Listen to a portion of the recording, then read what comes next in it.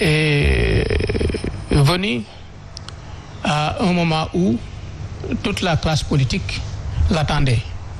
Pour la simple et bonne raison que, au niveau du pôle des non-alignés, depuis le 8 juin, nous avons adressé une correspondance similaire au président Famara Ibrahima Sagna pour lui dire que compte tenu du fait que les mesures restrictives qui étaient prises ont été allégées, nous l'invitions à prendre l'initiative de convoquer le bureau du comité de pilotage ou la conférence des présidents pour nous permettre de délibérer sur la question des modalités de reprise du dialogue national depuis le 8 juin. Vous comprendrez donc que si aujourd'hui le président de la République demande à ce que cela se fasse, nous ne pouvons que nous en réjouir et espérer que cela permettra de prendre en compte les préoccupations qui nous avaient poussés à écrire depuis le 8 juin. Justement, Monsieur Faye, est-ce que c'est le président de la République justement qui a saisi Famara Ibrahima Sagna pour la reprise du dialogue national? Mais est-ce que véritablement Famara Ibrahima Sagna devrait attendre cette saisine venant du président pour faire bouger les choses? Bon, vous savez, je voudrais éviter de me lancer dans de telles considérations. Je crois que ce que j'ai dit est très clair. En tant que pôle des non-alignés, nous avons assumé notre responsabilité historique en écrivant depuis le 8 juin. Parce que nous estimions que la situation exigeait que nous allions dans le sens de poursuivre des travaux compte tenu des échéances qui étaient devant nous. À partir de ce moment, j'ai ajouté que si maintenant le président de la République envoie une correspondance allant dans le même sens, nous ne pouvons que nous en réjouir. Alors, le reste maintenant, c'est les analystes qui se chargeront d'en tirer les conclusions. Eh bien, vous les analystes, alors, quelles sont vos conclusions par rapport à cette reprise-ci? On peut le dire comme ça, Abdoulaye. Alors, en ce qui concerne la reprise du dialogue politique, c'était fort attendu et nous espérions effectivement qu'avant justement la fin du mois d'août, que les travaux allaient reprendre. Ce qui est en train de se faire et ce qui s'est fait. Maintenant, dialogue politique pour dialogue politique, je crois bien qu'aujourd'hui, le principal débat devrait pouvoir concerner un consensus que nous attendons justement de ce dialogue politique-là. Il ne faudrait pas que le président ou que son camp puisse avoir une démarche politicienne par rapport justement à une appréhension qu'il pourrait avoir justement des conclusions issues de ce dialogue. Je rappelle que le président Macky Sall n'a pas le droit de faire moins que son prédécesseur, Maître Abdoulaye Wade. Il n'a pas le droit de faire moins que le président Abdou Diouf. Et je crois bien que ce dialogue politique a toute son importance, toute sa pertinence, parce qu'on ne peut pas, au lendemain ou à la veille de chaque élection, que le débat concerne encore une fois le fichier électoral, le processus électoral. Je crois bien que ce sont des débats qui doivent être derrière nous. Nous devons aller dans le sens de pouvoir, ici au Sénégal, organiser des élections libres, transparentes et démocratiques. Nous devons justement permettre aux acteurs politiques et de la société civile de pouvoir jouer pleinement leur rôle. Et je rappelle que le ministre, directeur de cabinet politique du président de la République, monsieur le ministre Mahmoud Saleh, avait publié un communiqué indiquant que le président justement avait pris l'engagement de respecter en tout cas toutes les clauses du dialogue politique. Nous l'attendons sur ce point-là. Et s'il fait moins, je crois bien que les acteurs sont là, la société civile est là, et ma foi également, il faut impérativement que l'on ait une date définitive pour le moment, que les acteurs puissent le savoir, que les Sénégalais puissent le savoir quant à la tenue justement des élections locales. C'est ça. Bon, moi ce qui m'étonne un peu, c'est le fait que depuis que le président a pris la parole pour la troisième fois en invitant les Sénégalais à reprendre les activités et en même temps à vivre avec le virus, même s'il faut lutter contre le virus, je crois qu'en ce moment-là, il incombait bien sûr à la commission politique de reprendre les activités. Parce qu'en réalité, la commission politique a une certaine autonomie par rapport même à la commission du dialogue national. C'est-à-dire qu'on ne devait pas prendre prétexte du coronavirus pour faire arrêter. Pour moi, le fait de vouloir dépendre ipso facto sur d'abord Famara Ibrahima Sagna et sur le président de la République. Parce qu'il y avait eu un moment où il y a eu, j'ai l'impression qu'il y avait eu un petit conflit entre même le comité de pilotage du dialogue national et aussi, je crois, la commission cellulaire même de la commission politique. Mais jouissant d'une certaine autonomie, à l'époque, ils avaient revendiqué même cette autonomie-là. Et je crois que cette autonomie devait vous pousser, M. Faye, vous et vous les autres membres, bien sûr, de la commission politique, à quand même reprendre les travaux. Parce que vous ne pouvez pas vous arrimer aujourd'hui, c'est-à-dire stricto sensu, sur la commission du dialogue national. D'autant plus qu'au niveau du dialogue national, on a l'impression que ça ne bouge pas là-bas. Au niveau de la commission politique, il y a quand même des choses qui ont bougé. Mais moi, je dis que aussi, vous avez perdu beaucoup de temps parce que vos travaux ont été lancés depuis le 19 juin 2019. Et aujourd'hui, comme acquis, parce que Yacine vous a posé la question tout à l'heure, mais vous n'y avez pas encore répondu. C'est-à-dire, quels étaient réellement les acquis de la commission politique? Parce que ça fait quand même presque 14 mois, c'est vrai, on peut défalquer les 4 mois de la pandémie, mais au moins vous avez eu du temps, depuis ce jour-là jusqu'à aujourd'hui. Moi, je n'ai pas encore vu réellement les acquis que la commission politique a donné, en tout cas a mis sur la table. Hormis le fait d'avoir reporté les élections locales. Moi, je dis que c'est le seul acquis que j'ai vu pour l'instant. L'élection du maire, bon, peut-être que ça aussi c'est un acquis, mais il y en a d'autres. Parce qu'on n'a pas encore parlé de la caution, on n'a pas encore parlé... Ça, ce sont des points d'achoppement. On n'a pas encore parlé du parrainage. Il y a encore l'élection des maires adjoints et des vice-présidents de conseil départemental. Donc, il y a autant de points sur lesquels, quand même... Et je doute fort que d'ici le 31 juillet, que tous ces points-là, quand même, puissent être réglés. Parce que ce qui n'a pas été fait pendant 10 mois... Il y a un problème ce serait un problème de timing, alors? Ou soit, il y a, comme que certains le supputent, peut-être que c'est un... Je ne sais pas, c'est un rapport d'étape que vous allez faire tout simplement. Le temps de demander encore une prorogation. Mais ce qui est sûr et certain, c'est que les travaux ne peuvent pas du tout finir. Parce qu'il y a des points d'achoppement, surtout concernant le bulletin unique, qui fait de sorte que les gens perdent beaucoup de temps sur ça. Et je crois que aussi, au niveau des acteurs, il y a une mauvaise foi, en tout cas dans un camp comme dans un camp comme dans un autre. Parce que si, par exemple, certains prônent, comment dirais-je, le bulletin unique et que d'autres disent que le bulletin unique n'est pas du tout envisageable dans ce pays-là, ça veut dire qu'il y a quand même un dialogue de sourds et on attendait à ce que le président de la République tranche à ce problème. Mais jusqu'à aujourd'hui, on a l'impression qu'on est dans un statu quo, alors que la commission politique a bel et bien commencé ses travaux bien avant même la commission du dialogue national. Le comité de pilotage du dialogue national. Alors, M. Faye, je suis sûr que vous voudrez répondre justement à la réaction de Seydi Saliou. Je voudrais commencer par dire que quand nous demandons la reprise des travaux, c'est que nous sommes conscients des enjeux. Ensuite, je n'ai pas voulu immédiatement donner la liste de tous les points d'accord, nous y reviendrons. Mais je voudrais préciser que la commission politique n'a pas le droit de prendre l'initiative à son niveau de reprendre les travaux. Et ça, je le dis et je le maintiens. Pourquoi? Parce que le 19 mars, la commission politique avait décidé de continuer le travail en se subdivisant en 3 sous-commissions pour accélérer l'examen des points qui restaient. Le 19 mars. C'est dans ces conditions que nous nous sommes séparés et chaque entité devait envoyer ses représentants dans ces commissions. Avant de reprendre donc les travaux, le président du dialogue national a adressé une correspondance à tous les présidents de commission pour dire qu'il décide de la suspension des travaux des commissions compte tenu de la pandémie. Il n'était pas envisageable.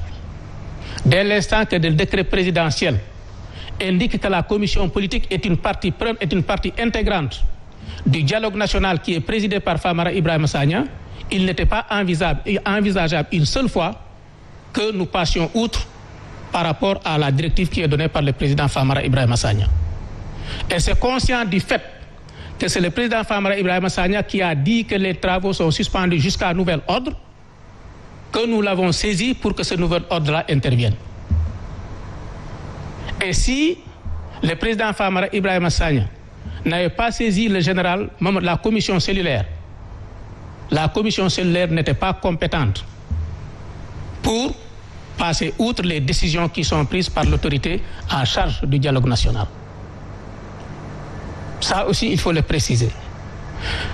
Par conséquent, jusqu'ici, nous avons agi en républicain en respectant toutes les lois. Pourquoi? Parce qu'à un certain moment, on a voulu faire croire à l'opinion qu'il y avait un problème entre le général Mamadou Dia et le président Famara Ibrahima Sagna, ou bien entre la commission politique ou le comité de pilotage du dialogue national, alors qu'il n'y en a rien eu. Et ce qui s'est passé, c'est que nous, républicains, dès l'instant qu'on nous dit que vous êtes une commission politique du dialogue national, chaque fois qu'on a obtenu un consensus, ou chaque fois qu'on a voulu nous adresser aux autorités, nous avons estimé que notre seul canal, c'était le président Famara Ibrahima Sagna. Nous l'avons fait sur un certain nombre de questions. À un certain moment donné, nous n'avons pas reçu de réponse. Nous ne nous sommes pas adressés à une autorité, nous nous sommes adressés encore au président Famara Ibrahima Sagna. C'est en ce moment qu'il nous a dit, si vous vous rappelez bien, que n'étant pas encore installé, il ne pouvait pas donner suite. Et moi, personnellement, j'avais pris la responsabilité de dire que dès l'instant qu'il n'était pas encore installé et qu'il ne pouvait pas donner suite, il ne devait pas enregistrer notre courrier. Parce que ça nous aurait permis de dire que comme il n'est pas encore en activité, ça nous aurait permis, nous, de passer par d'autres canaux pour transmettre les documents que nous avions à transmettre. Mais cela est passé et cela n'a jamais créé des difficultés entre la commission politique et le président Famara Ibrahima Sagna. Et il n'y aura pas de problème. Parce que chacun va rester à sa place et va faire convenablement et correctement son travail, maintenant en veillant aux prérogatives qui lui sont attribuées. Maintenant, cela dit, la commission politique a eu à obtenir un certain nombre de consensus. Le premier consensus, Seigne Saliou l'a évoqué, c'est le report des élections. Là, ce que je voudrais dire, c'est que depuis 1984, il n'y a jamais eu d'élection locale à date échue pratiquement au Sénégal, depuis 1984. Toutes les élections ont été reportées par le régime en place, sans concertation avec aucun acteur politique. Cette année, c'est les acteurs politiques qui se sont réunis et qui ont dit que le processus électoral actuel, le code électoral actuel, ne permet pas d'aller à des élections fiables. Par conséquent, il faut renvoyer ces élections pour avoir un code consensuel qui soit meilleur même que celui de 1992. On ne peut pas me faire croire que cette décision-là n'est pas importante. Elle est historique. Ensuite, quand nous avons obtenu cet accord-là, nous avons dit qu'il nous faut auditer le fichier électoral. Il nous faut évaluer le processus électoral pour pouvoir aboutir à un code électoral consensuel, comme je l'ai dit. Ça, c'est des acquis. Quand vous prenez le mode d'élection des maires et des présidents de conseil départemental, ça a été aussi un acquis extrêmement important parce que chacun sait dans ce pays comment les élections des maires et des présidents de conseils départementaux se passent souvent.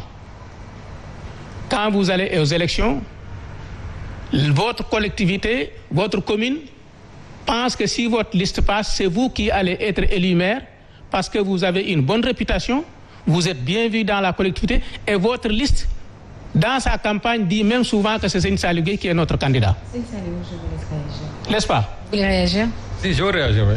Et à partir de ce moment, quand la liste passe, c'est Ablaye Mbow qui a souvent beaucoup de moyens, qui est très mal vu dans la population, qui entre dans des manœuvres pour acheter des conseillers et se faire élire maire à la place de celui pour qui, véritablement, objectivement, les populations ont voté pour la liste. C'est la raison pour laquelle nous avons dit qu'il faut que le maire et le président du conseil départemental soient élus au suffrage universel direct. En fait, tout à l'heure, quand je parlais de la reprise des travaux par la commission politique, parce que aussi, à un certain moment, quand le président de la République avait pris l'initiative, je crois, d'augmenter même les membres de la commission, les membres du comité de pilotage du dialogue national, il y avait eu quand même des grincements dedans au niveau de la commission politique, au point que les gens avaient dit, vous l'avez évoqué tout à l'heure, qu'il y a eu des problèmes entre Famara Ibrahima Sagna et le général Niang. Parce qu'à l'époque, moi, j'ai écouté même un acteur de la société civile qui siège au sein même du dialogue, de la commission politique, qui disaient qu'en réalité, qu'eux, ils avaient leur autonomie par rapport même à la commission, au comité de pilotage du dialogue national. Ça, les gens l'avaient revendiqué parce qu'ils se sont dit qu'ils ont commencé leurs travaux bien avant. Ils ont été installés bien avant même le comité de pilotage du dialogue national. C'est la raison pour laquelle je dis que jouissant maintenant de cette autonomie-là, parce que le mot autonomie aussi, ça signifie avoir une certaine liberté de prendre une certaine décision. Il se peut que maintenant, à un niveau supérieur, que le président doit donner la reprise des travaux. Mais moi, je m'étais dit qu'à un certain moment, cette autonomie-là, vous devez pouvoir quand même en jouir, au moins pour recommencer les travaux qui ont été suspendus. Parce que je dis qu'aussi, vous avez perdu beaucoup de temps, M. Faye. Imaginez, depuis que vous avez commencé vos travaux jusqu'à aujourd'hui, c'est-à-dire les points d'achoppement de ce dialogue, de ce dialogue politique. Au point que le président aujourd'hui, il vous somme de finir les travaux, en tout cas de rendre vos travaux le 31 août. C'est ce qui est quasiment impossible. Parce que ce que vous n'avez pas pu faire pratiquement en 14 mois, vous ne pouvez pas le faire 43 mois. En quelques jours. C'est pas possible. C'est la raison pour laquelle moi je dis qu'aussi, cette autonomie-là, parce que moi je ne fais que reprendre tout simplement ce que les gens nous ont présenté au sein même de cette commission du dialogue politique. Les gens ont revendiqué cette autonomie et je me dis que se fondant maintenant sur cette autonomie-là, vous devez être quand même en mesure de reprendre les travaux au sein même de la commission cellulaire de la commission politique. Mais cela n'a pas été fait. Parce que si aujourd'hui, vous devez vous arrimer strictement sur le président Famara Ibrahima Sagna, je me pose la question de savoir quelle est l'utilité aujourd'hui de Général Niang. C'est-à-dire, quelle est la présence, c'est-à-dire la présence de Général. À quoi ça sert finalement? Si le Général Niang ne peut pas prendre des initiatives, bien sûr, en conformité avec le président Famara Ibrahima Sagna. Mais cependant, Seigne, si je comprends ce qu'il veut dire, on ne devait pas surtout attendre le président de la République pour prendre des prérogatives. Moi, je me dis que le plus important, M. Faye, avec votre permission, je voudrais préciser quand même. Oui, allez-y très rapidement alors. Quand il y a eu l'ajout d'autres membres du comité de pilotage, le problème qu'il y a eu n'a pas été un problème entre le président ou le président du comité de pilotage avec la commission politique, mais un problème entre le président du comité de pilotage et les acteurs politiques que nous sommes. Parce que c'est là-bas, séance tenante, que nous lui avons dit que vous ne deviez pas ajouter 40 personnes à l'insu des acteurs qui sont appelés pour dialoguer. C'est nous qui avons fait cette critique et il a été vraiment à la hauteur en disant que, écoutez, ça c'est moi qui l'ai fait, s'il faut fusiller, fusillez-moi. Et quand il a dit ça, les gens ont compris que bon, les choses sont faites, mais il n'a jamais eu de problème d'autonomie. Le seul problème qu'il y a eu, c'est que quand nous avons adopté le règlement intérieur du dialogue national, il est dit dans le règlement intérieur que la commission politique étant déjà constituée et fonctionnelle depuis, elle